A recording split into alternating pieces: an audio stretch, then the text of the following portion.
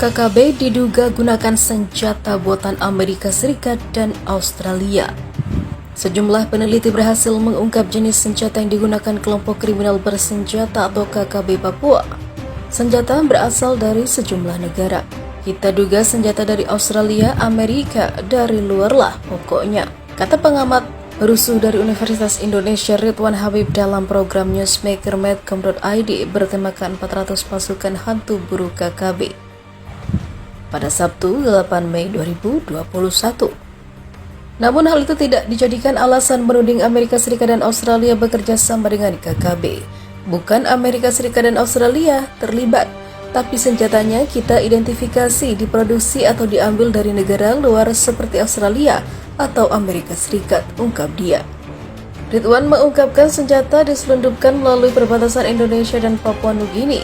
Fakta ini juga tak bisa dijadikan alasan menuding negara yang berbatasan langsung dengan Papua itu terlibat.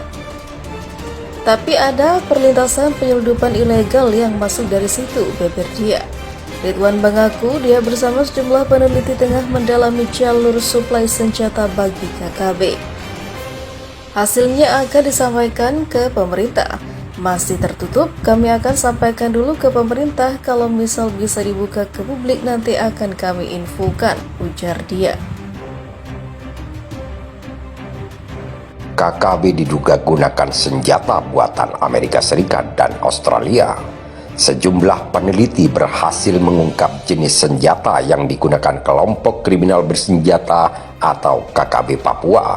Senjata berasal dari sejumlah negara. Kita duga senjata dari Australia, Amerika, dari luar lah pokoknya, kata pengamat perusuh dari Universitas Indonesia Ridwan Habib dalam program Newsmaker Medcom.id bertemakan 400 pasukan hantu buru KKB Sabtu 8 Mei 2021. Namun hal itu tak bisa dijadikan alasan menuding Amerika Serikat dan Australia bekerja sama dengan KKB. Bukan Amerika Serikat dan Australia terlibat, tapi senjatanya kita identifikasi diproduksi oleh atau diambil dari negara luar seperti Australia atau Amerika Serikat. Ridwan mengungkapkan senjata diselundupkan melalui perbatasan Indonesia dan Papua Nugini. Fakta ini juga tak bisa dijadikan alasan menuding negara yang berbatasan langsung dengan Papua itu terlibat. Tapi ada perlintasan penyelundup ilegal yang masuk dari situ. Ridwan mengaku dia bersama sejumlah peneliti tengah mendalami jalur suplai senjata bagi KKB. Hasilnya akan disampaikan ke pemerintah. Masih tertutup. Kami akan sampaikan dulu ke pemerintah. Kalau misal bisa dibuka ke publik, nanti akan kami infokan. Indonesia kerahkan pasukan setan. Benny Wenda merengek pada satu dunia. Indonesia mengerahkan pasukan setan ke Papua Barat. Benny Wenda merengek pada dunia internasional dengan menyebut Indonesia segera melakukan tindakan keras besar-besaran. Pasukan setan, sebutan untuk pasukan Yonif 315 Garuda yang bermarkas di Ciamas, Bogor, dikerahkan setelah seorang jenderal intelijen gugur ditembak kelompok kriminal bersenjata KKB Papua Barat. Kelompok bersenjata itu oleh pemerintah Indonesia telah dibeli atau dilabeli sebagai kelompok teroris. Benny Wenda, pentolan separatis yang bersembunyi di Oxford, Inggris, dan dideklarasikan sebagai Presiden sementara United Liberation Movement of West Papua, yang mengatakan dalam sebuah pernyataan kemarin bahwa memutuskan internet adalah pengulangan dari pemberontakan Papua Spring pada Agustus sampai September 2019. Dia mengklaim situasinya sedang berkembang sebagai operasi militer terbesar sejak 1970-an. Saya mengeluarkan peringatan mendesak ini kepada dunia operasi militer besar-besaran Indonesia. Beberapa yang terbesar dalam beberapa tahun akan segera terjadi di Papua Barat, kata Wenda. Internet sedang diputus, ratusan pasukan lagi dikerahkan, dan kami menerima laporan bahwa warga sipil Papua Barat melarikan diri di desa mereka di Kabupaten Intan Jaya, Puncak Jaya, dan Duga. Ujarnya seperti dikutip dari Asia Pacific Report pada Rabu 5 Mei 2021.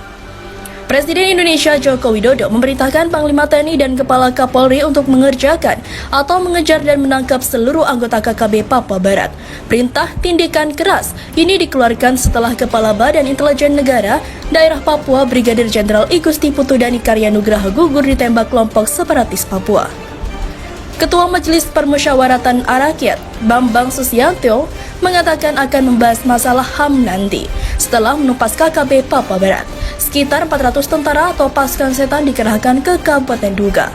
Laporan terbaru mengatakan lebih dari 200 atau 21.000 tentara Indonesia telah dikerahkan ke wilayah Papua dalam 3 tahun terakhir. Benny Wenda resah dengan tindakan tegas militer Indonesia. Detasmen Jalamangkara atau Denjaka, pasukan elit TNI Angkatan Laut sedang dikerahkan. Saya sendiri menyaksikan akibat dari operasi militer ini ketika saya masih kecil. Melihat desa saya dibom dan keluarga saya terbunuh, katanya. Saya harus melarikan diri dan hidup di hutan selama 6 tahun. Ia membuat hati saya menangis karena ini akan terjadi pada lebih banyak orang lagi. Pentolan separatis ini menolak tabel atau label teroris untuk KKB Papua Barat. Mereka yang di Papua Barat yang mengangkat senjata bukanlah teroris. Mereka tidak berhubungan dengan ideologi agama atau jaringan pendanaan internasional, kata Wenda. Mereka hanya mempertahankan tanah mereka dari penjajah ilegal. Mereka memiliki sedikit pengetahuan tentang dunia luar. Mereka bertempur tanpa alas kaki untuk membela rakyat mereka dari militer modern.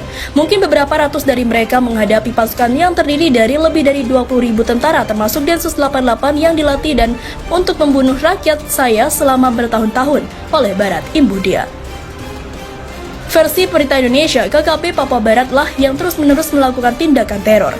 Baru-baru ini, KKB juga dikenal dengan Tentara Pembebasan Nasional Papua Barat Organisasi Papua Merdeka, membakar bangunan SD Inpres Mayuberi, 2 unit rumah dinas guru dan puskesmas lama Ilaga Utara di Kampung Mayuberi, Distrik Ilaga Utara.